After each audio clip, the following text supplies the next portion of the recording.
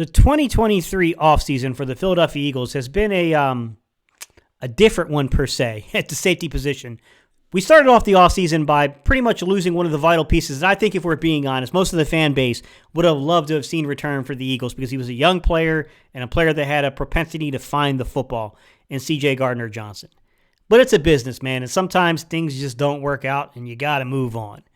And then we had a homegrown talent, a guy that wasn't necessarily drafted here. He wasn't necessarily signed here as an undrafted rookie free agent, but he was claimed off of waivers from the Minnesota Vikings going all the way back to 2019. A guy that we brought up through the system, through everything as a special teamer to becoming a starting strong side safety in the league, and Marcus Epps, who also left for, we'll just call it the riches of NFL free agency. I know there's some complexity to that, guys, but nonetheless, he left out the door and went to the Las Vegas Raiders. To Andre Chachere, recently being cut and then claimed by the evil empire out there in Arizona led by Jonathan Gannon.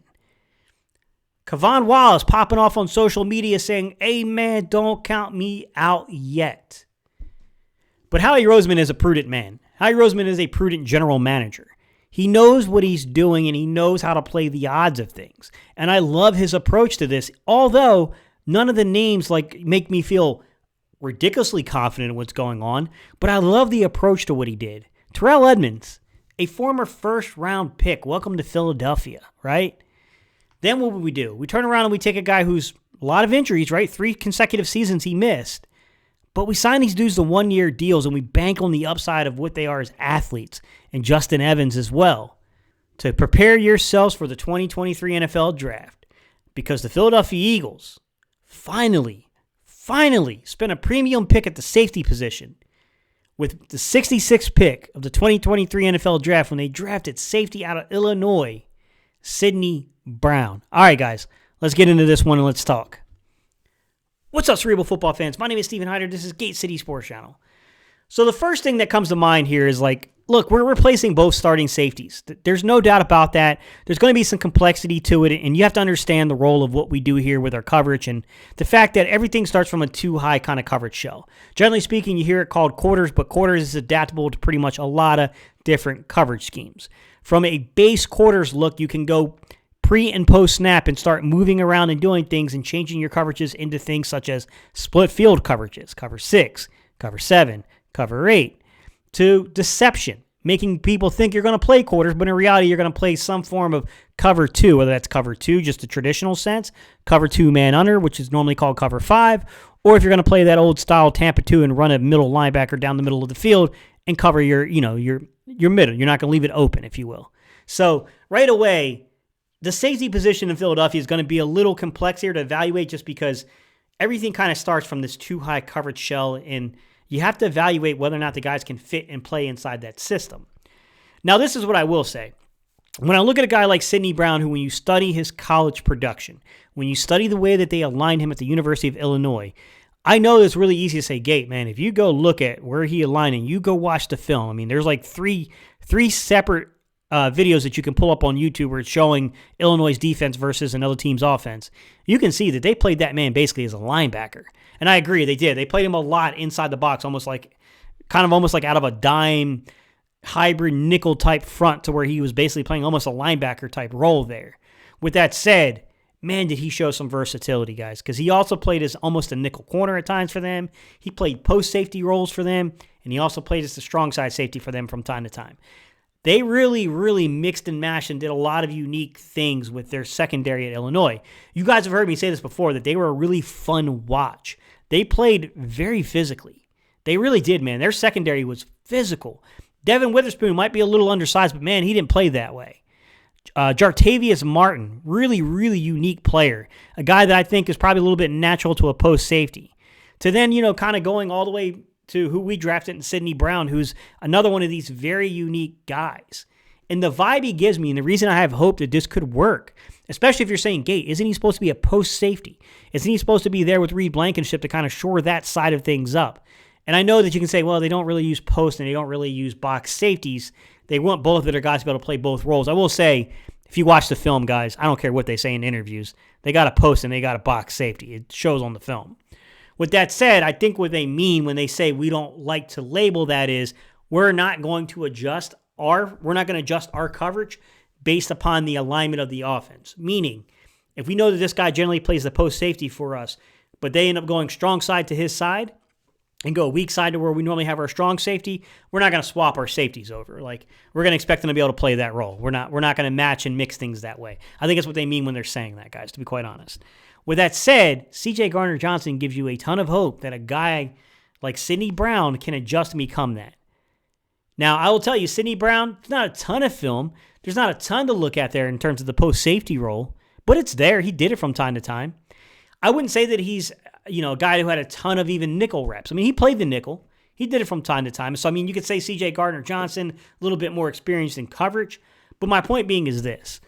A lot of the things that I had concerns about with CJ Gardner Johnson, I had the same concerns about with Sidney Brown.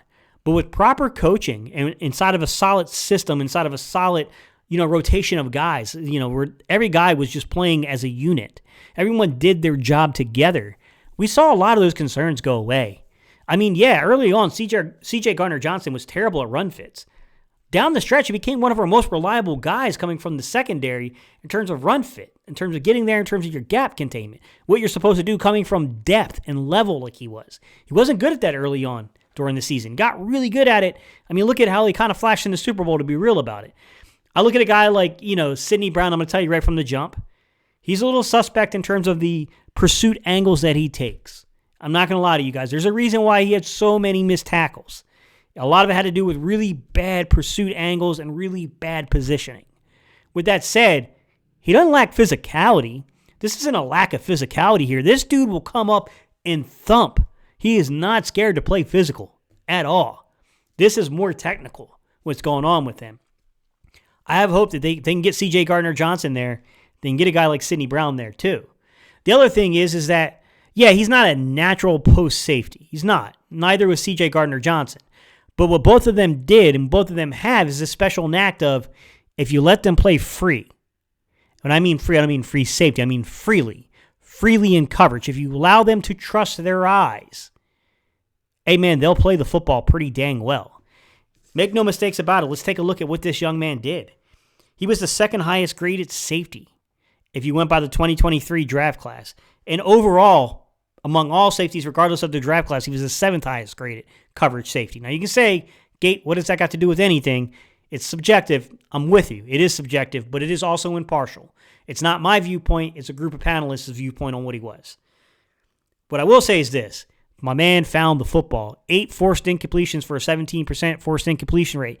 6 pass breakups and 6 interceptions. Let this man freebase out there. Let him play the football because he's pretty dang good at it. That 17% forced incompletion rate was number 16 overall in terms of 2023 draft-eligible safeties. The 6 interceptions was tied for first overall among 2023 draft-eligible safeties.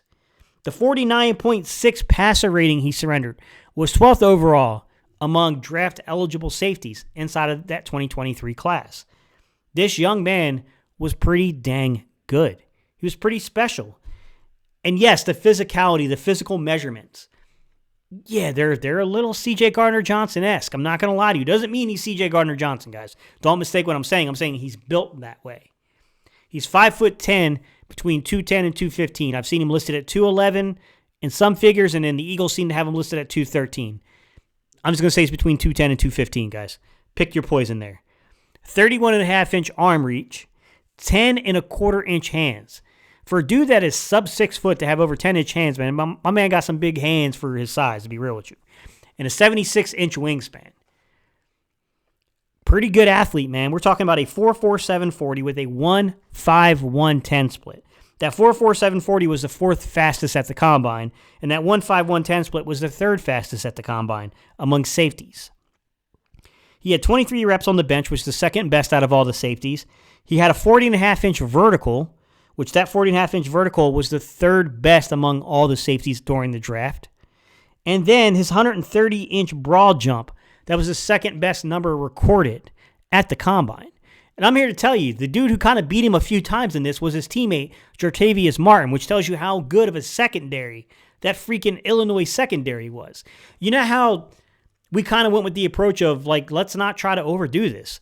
Georgia's got a good defense because they got good players on defense. So if you got a shot at drafting those guys and where the value makes sense, you draft, dudes from Georgia.